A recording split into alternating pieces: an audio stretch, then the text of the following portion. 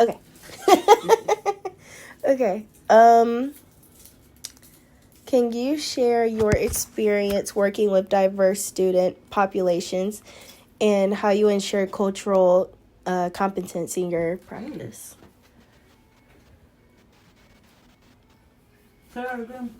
Can you share your experience working with diverse student populations and how you ensure cultural competence in your practice? I will say that I have worked in diverse populations, different cultures. This job now is, to me, in my opinion, is diverse. Mm-hmm.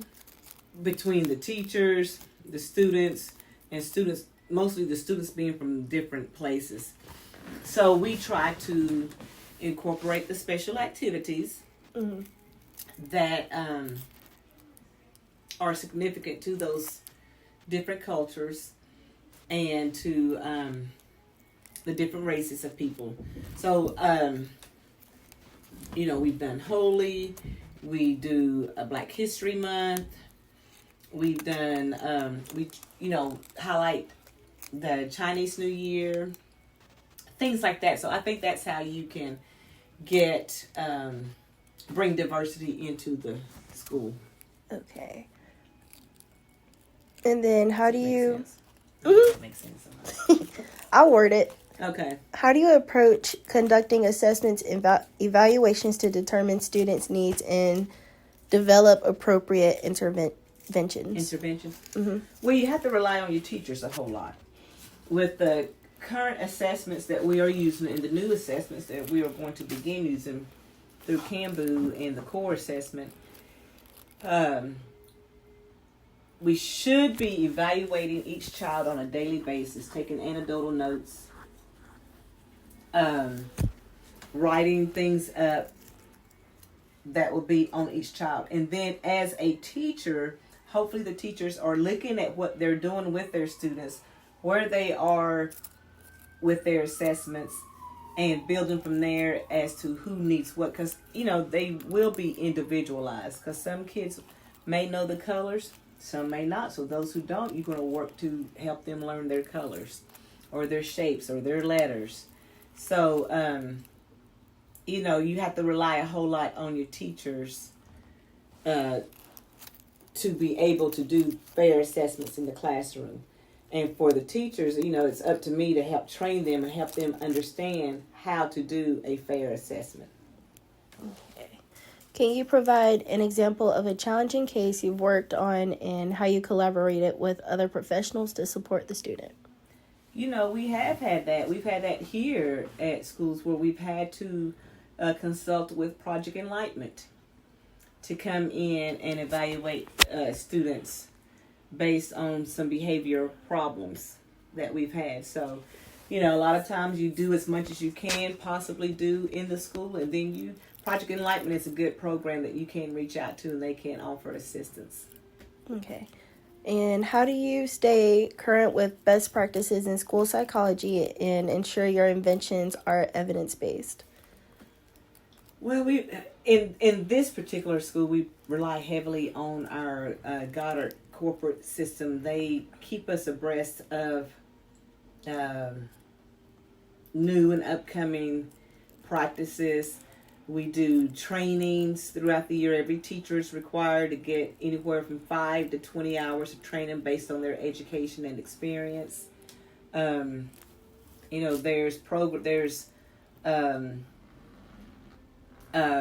trainings out there for staff to take at any time.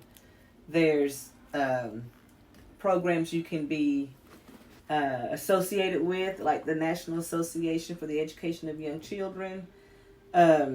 Different professional organizations that you can be a part of, in addition to the trainings that you have to obtain each year to stay abreast of up and new coming things. Is that right? Yeah. I'll be answering something I don't even know what I'm saying. How do you build a relationship with students, parents, and school staff to create a supportive environment for the students? Well, you have to be present. You have to be present and open open door policy for teachers, the parents, and the students. You have to have open ears. You have to be able to listen to the parents, to the teachers, and help them with things. You have to be, positive. Not saying you're going to be positive all the time, but you have to. The biggest thing I think is to be present, to be supportive, to be there for your teachers and parents, because that's all they want. They want communication. We do lots of communication through newsletters, daily reports, just verbally talking to them in the mornings at drop off and in the afternoons at pickup. Mm-hmm. Our doors are always open so they can come in and talk to us anytime they want to, teachers or parents. And we're there to support the staff the children, if they ever need extra love or attention. Mm-hmm. Mm-hmm. Can you discuss a time when you had to handle a crisis situation in a school setting and how you managed it? I don't think I've ever dealt with a crisis situation. Okay. I can't honestly say that I've dealt with a crisis situation. Thank God. If I did, all I would know to do is call 911. Yeah. But I haven't really had to deal with a crisis situation. Okay. Mm-hmm. How do you approach developing IEPs and working with students with special needs? Oh, yes. It depends on the setting. If you're in a public school setting versus a child care setting, either way, you're going to have a professional come in who's going to come up with an individualized education plan. And from that IEP, you as a professional teacher, whether it's elementary, public school, private school, or daycare, you're going to implement what is on that IEP. You're going to hopefully work hand in hand with the specialist to develop that IEP, because the teacher's not developing it, the director's not developing it. It's a specialist who is developing that IEP, who has tested that child and has determined this is what's needed.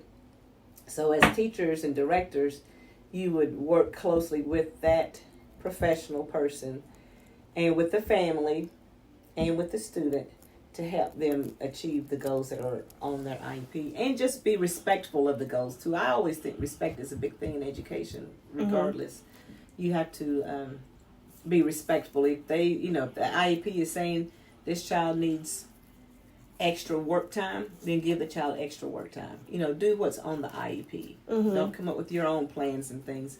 Do what's on the IEP for that child's sake. Okay. Mm-hmm. What strategies do you use to promote positive mental health and well-being among students in a school setting? Among students? Mm-hmm. Well, it seems like to me the way it's set up now, the public schools, they're out often. They get their days off. I think they've put in mental health days into their calendar, where they're off at maybe once a month or so. Mm-hmm. In childcare, we're not closed once a month for mental health days, but you can give a child a mental health break if you feel that it's needed. By either if you have an extra teacher, can go out and walk with the child, take them out of the classroom. Or if you're in the classroom, you cannot get out, having that safe space, that comfy space that they can go to take a break. Mm-hmm. So having a space for them to go to. Okay.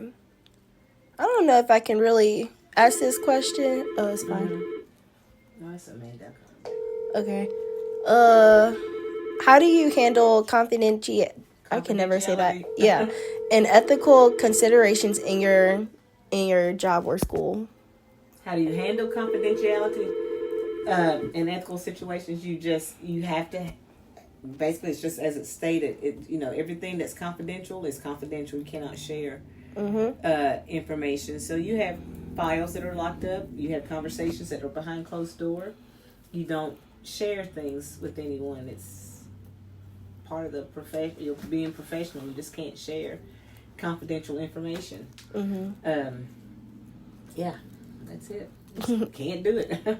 Okay. Can you talk about a successful intervention you implemented that had a positive impact on a student's academic and emotional well-being? Oh.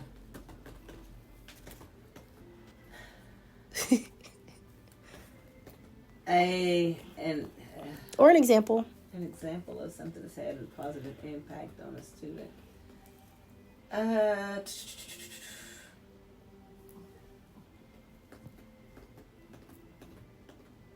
I can't. I mean, I'm sure a lot of things have happened over the years. Just I can't think of anything off the top of my head, but just doing, I'm hoping I've impacted some students, but I can't think of anything off the top of my head. I don't know, Simone. It'd be like that. Yeah. You think you have. I'm sure I have, but I don't know. Yeah. Off the top of my head. There's no accolades, no nothing there saying, woohoo, you did this or did that, but I'm sure it has happened. You just don't know when or where. That's a deep one, isn't it? Yeah, maybe a child's reached a milestone that you just, that, they can do that and they couldn't do it before. Yeah. Yeah. That's it. And that's it? Okay. That's all the questions? That's it. All right.